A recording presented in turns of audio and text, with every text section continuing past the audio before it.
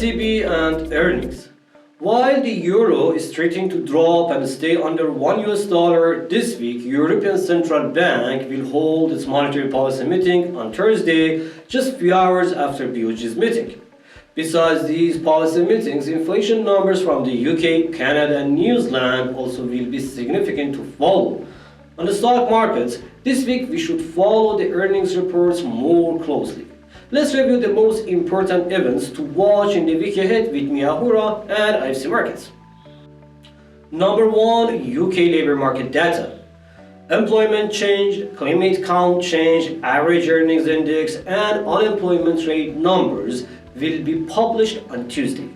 Both average earnings and unemployment rates are expected to stay unchanged at 6.8 and 3.8% respectively. With the higher expected inflation, if labor data cannot meet the expectations, more pressure will be on the British pound against its rivals. Number 2. UK inflation. In recent months, with the sharply increasing home energy bills, especially gas prices, we saw one of the highest inflation among developed economies in UK. CPI increased by 9.1% in May, and BOE is expecting that October energy price cap increase can even lift headline inflation to above 11%.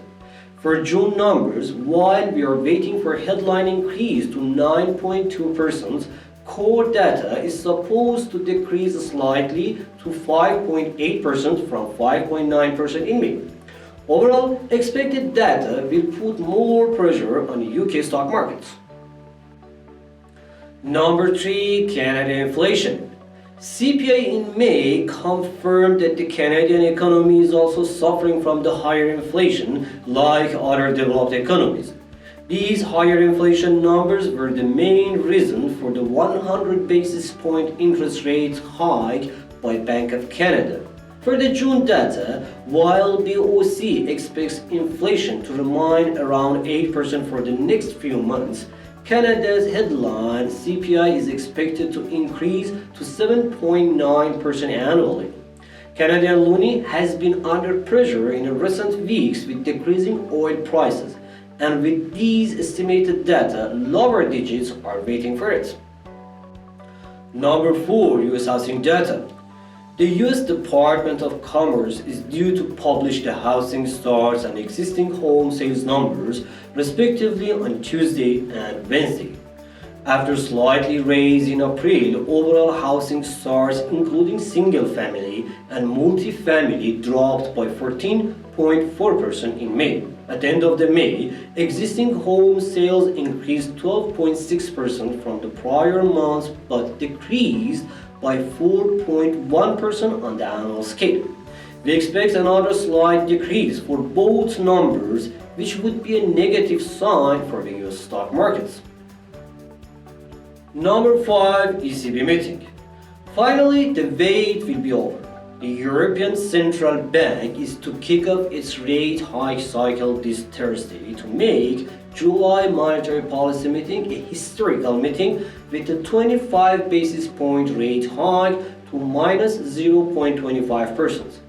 And is expected to see the same process in the next meetings to increase the rate to 0.75% by year end. If the ECB starts to increasing the rates and repeat that in the following months, euro will get some support. However, it's not guaranteed to regain its previous positions soon. Number 6. BOG meeting. Bank of Japan will hold its monetary policy meeting this Thursday with no change expected in its policies and rates. It's anticipated that BOG to continue its ultra-accommodative monetary policies while other central banks increasing their rates. These diversion in the policies could lead to further falls in the yen. And finally, number 7. Earnings report. After the first disappointing reports in the last 2 days of the previous week, this week more earnings are there to watch. Bank of America, Charles Schwab, Goldman Sachs, and IBM on Monday will report. Jason & Jason, Netflix on Tuesday will publish their earnings. Tesla and Biogen on Wednesday, AT&T, Philip Morris, American Airlines on Thursday, Verizon, Nextra Energy, and American Express on Friday are other important earnings to watch. Thanks for being with us and hope this week going to be an amazing week for you.